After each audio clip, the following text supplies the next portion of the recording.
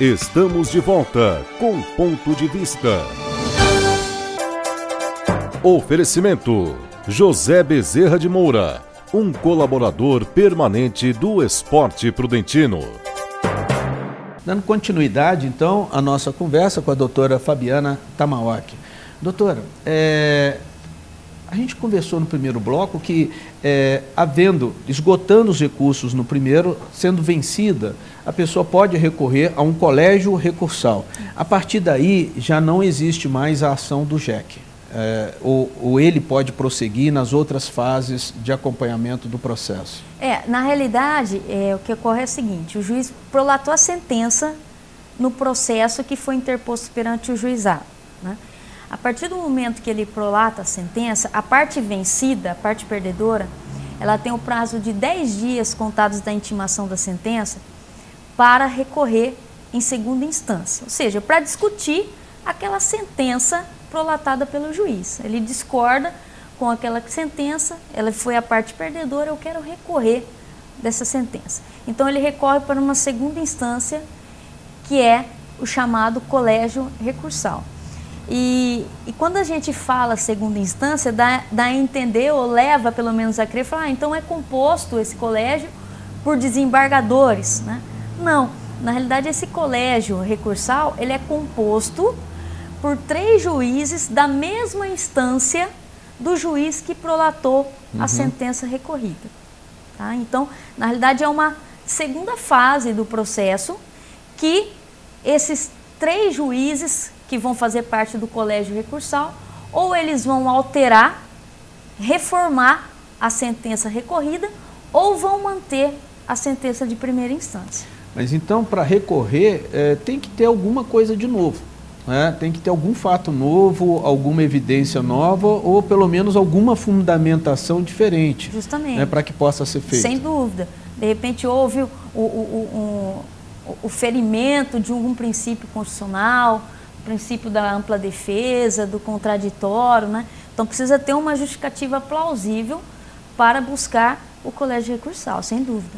Agora, quando nós temos uma justiça, né, acessível, e nós temos muitas demandas, e nem todas as demandas são demandas do judiciário, às vezes são demandas familiares. Eu já percebi algumas coisas que está muito mais para a psicologia do que talvez para o direito. Acontece isso no JEC, de chegar a algumas demandas que não podem ser, não cabe ao propósito do JEC? Sem dúvida. Tem muitas cobranças com relação a aluguéis vencidos, né?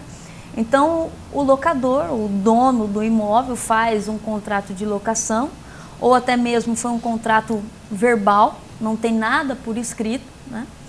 E chega no juizado querendo despejar o inquilino em razão da ausência de pagamento dos aluguéis, ou até mesmo da água, luz e do IPTU que ficou convencionado para o inquilino quitar.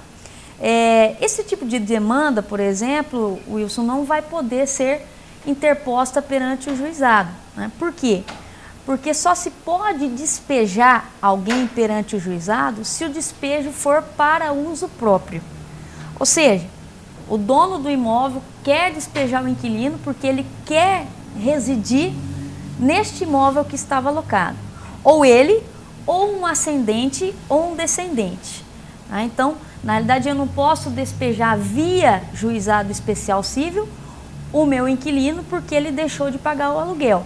Eu quero despejá-lo e colocar o imóvel para locação através de uma imobiliária, ou eu mesmo vou pôr a locação. Então não pode, né, para alugar para terceiro. Só pode despejo para uso próprio no juizado. E caso haja alguma alteração nesse processo, tá, e a pessoa não ocupe o imóvel, aí quem saiu pode voltar, pode ir ao JEC e requerer alguma providência com relação a isso? Na realidade, nós nunca tivemos um caso especificadamente igual a esse que o senhor comentou, né?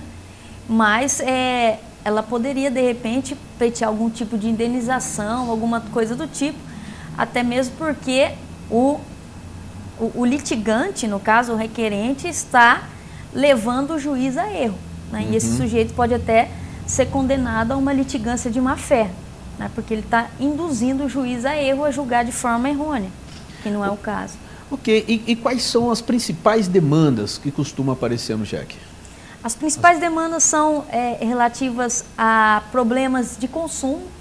O sujeito compra um produto pela internet e a empresa que ele adquiriu o produto fala que vai entregar no prazo de 5, 10 dias úteis e não entrega, demora 3, 4, 5 meses, né?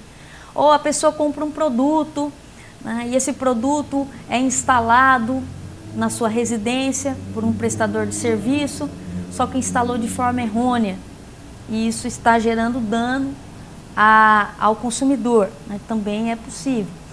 Problemas relacionados a acidente de veículos, cobrança de aluguéis, ações de despejo para uso próprio, são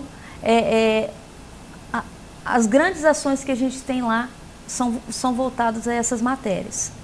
Ok, então no próximo bloco nós vamos falar um pouco mais desse público que costuma procurar o JEC e como que isso se tornou algo acessível às pessoas e qual o conhecimento que as pessoas têm disso. Mas uma coisa que eu queria também assim, que a gente reforçasse um pouco é a questão do Código de Defesa do Consumidor. A gente volta daqui a pouco com Ponto de Vista. Até lá. Voltamos em instantes com Ponto de Vista. Oferecimento: José Bezerra de Moura, um colaborador permanente do Esporte Prudentino.